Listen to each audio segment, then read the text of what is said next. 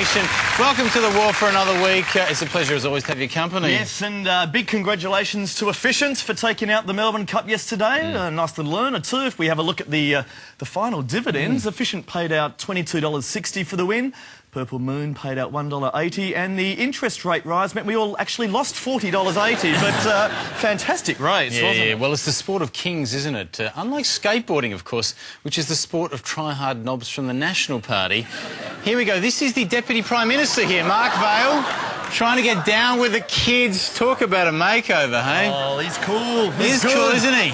Remember when this used to be the headwear of choice for the National Party? Now, this is it, and I'll tell you what, it looks a treat on their members. But Chris, look, you mentioned the interest rate rise there. It's the big story of the day, and obviously a further blow to Howard's credibility on rates. It's even forced him to rethink his whole election pitch. Have you seen his new slogan? Yes, going for growth in interest rates. I think I prefer that to the original slogan, going for growth, which always made the Liberal Party sound like a cancer. Have you not really helped by the way Tony Abbott dresses these days? Oh, poor Tony. To be fair, that does suit him because he is the cancer of the Liberal Party. Aren't you, Tony?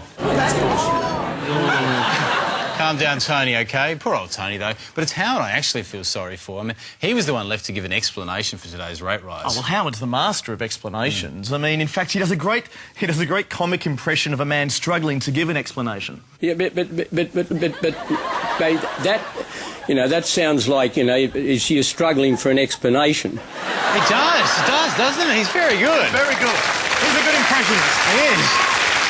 Did you do any other book? Did you do Frank Spencer? Yeah, that's all I done.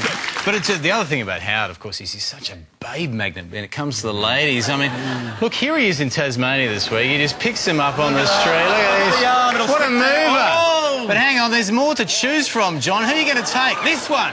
No, this one, yeah. What a sugar daddy. It was teddy bears last week, women this week, but it's Jeanette I feel sorry for.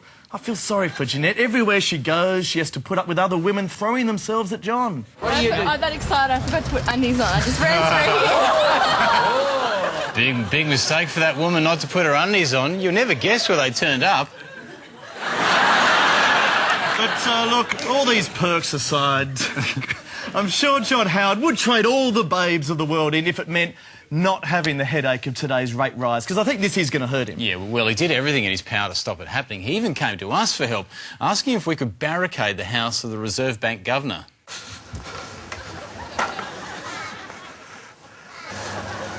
Len Stevens, in the name of the Liberal Party of Australia, I've got to stop you. You're under house arrest until the end of the election, all right? OK, mate.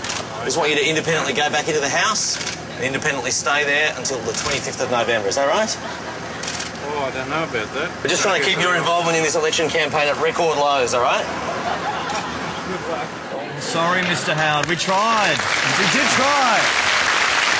But look, it's not only the government that has had its setbacks this week. Labor also had a shocker of its own, thanks to Peter Garrett, who deeply embarrassed his party, not with his comments, but by admitting that he was hanging out with this man at an airport. Now, that is a costly mistake. It is big, and even worse, he then spoke to radio jock Steve Price and joked that Labor would change all its policies after the election. Now, look, I had no problem with Garrett's initial comments, but it was his press conference afterwards that appalled me. That was an extraordinary doorstop, wasn't it? I don't know if you saw it. It's a doorstop that it's a prime candidate for our brand new segment, the Sound Bite Challenge, where we see how many times a politician can repeat the same soundbite or word in a single doorstop. And this week's challenge for Peter Garrett, the word jocular.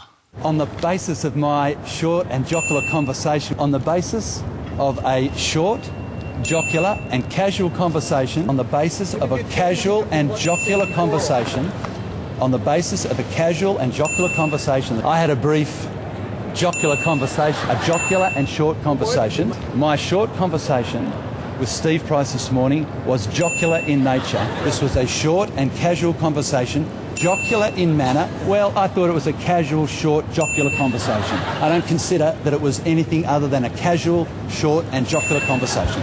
10! Whoa! 10! It was a pretty long jocular press conference. Good work.